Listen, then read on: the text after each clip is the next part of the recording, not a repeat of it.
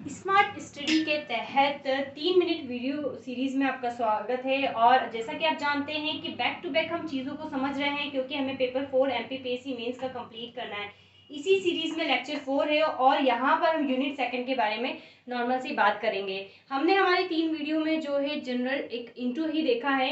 अब चूंकि unit first से हम यहाँ पर क्यों स्टार्ट नहीं कर रहे, सबसे पहले हमें ये जानना चाहिए, क्योंकि यूनिट जो फर्स्ट है इसमें हमें दार्शनिक दे रखे हैं, जैसे सुकरात, प्लेटो, अरस्तु, महावीर, बुद्ध, आचार्य शंकर, चार्वाक, गुरु नानक, कबीर, तुलसीदास, रविन्द्रनाथ टैगोर, राजाराम मोहन राय, सावित्रीबाई फुले, स्वामी दयानंद सरस्वती, स्वामी विवेकानंद, महर्षि अरविंद एवं सर्वपल्ली राधाकृष्णन।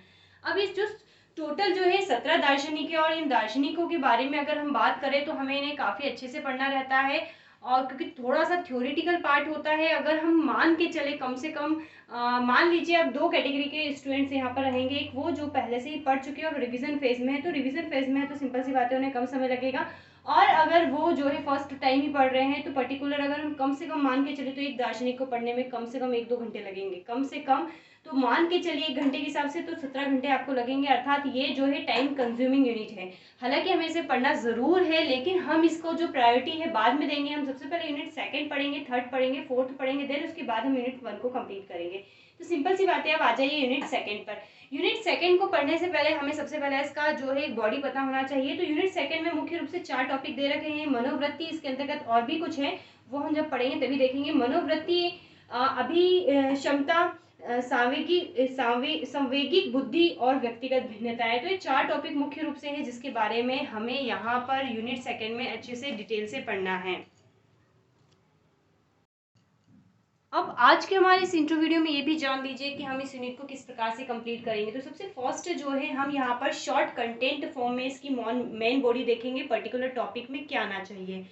जिस प्रकार से अगर हम बात करें इसको समझाए आपको, तो जैसे समोसे की अगर हम बात करें तो समोसे का जो मेन कंटेंट होता है वो क्या होता है, आलू होता है। देन इसके अलावा सारी जो होती है ज़रूरत वाली चीज़ें होती है, बाई प्रोडक्ट्स होते हैं जो भी ज़रूरी होते हैं, लेकिन वो कम ज़्यादा चलता है, लेकिन उसकी मेन बॉडी क्या होती है, आलू होती है। उसी प्रकार हर एक टॉपिक का भी एक मेन बॉडी होता है, अर्थात अगर वो नहीं है तो टॉपिक का कोई इंपॉर्टेंस नहीं है। तो हम हमारी शॉर्ट वीडियो सीरीज में इस 3 मिनट के अंदर मेन जो चीज़ है वही कवर करने की कोशिश करेंगे, जिससे कि आपके जो अति लघुत्तरी और लघुत्तरी प्रश्न है वो इजीली कवर हो जाएंगे। क्योंकि हम जो पढ़ा रहे हैं इसके अलावा भी आपको अपनी रेफरेंस बुक या मेन बुक या अपने नोट्स से कुछ चीज़ें यहाँ पर अपने विवेक के अनुसार जो है ऐड करनी पड़ेगी। देन जब ये टॉपिक हमारा कंप्लीट हो जाएगा, उसके बाद हम लास्ट ईयर के क्वेश्चन पेपर देखेंगे कि पर्टिकुलर टॉपिक में से क्या पूछा गया है और अब क्या पूछा जा सकता है, जो कि हमारा नेक्स्ट स्टेप रहेगा। तो इसके तहत हम पूरे इथिक्स को कंप्लीट कर लेंगे। तो आप समझ गए होंगे कि जो 4 वीडियो है हमारे लेक्चर 4, जो कि हमने बहुत छोटे बनाने की कोशिश करी है, यहाँ पर मुख्य रूप से हमने अभी इथिक्स को स्टार्ट नहीं किया है, केवल इसका इंट्रो ही लिया है। सो गाइज, 5th वीडियो से हम डायरेक्टली हमारे टॉपिक को डिस्कस करेंगे और डिटेल में समझेंगे। तो बहुत ही कम समय में हम इस पूरे सिलेबस को कंप्लीट करेंगे। So subscribe our channel. Have a nice day and thanks for watching.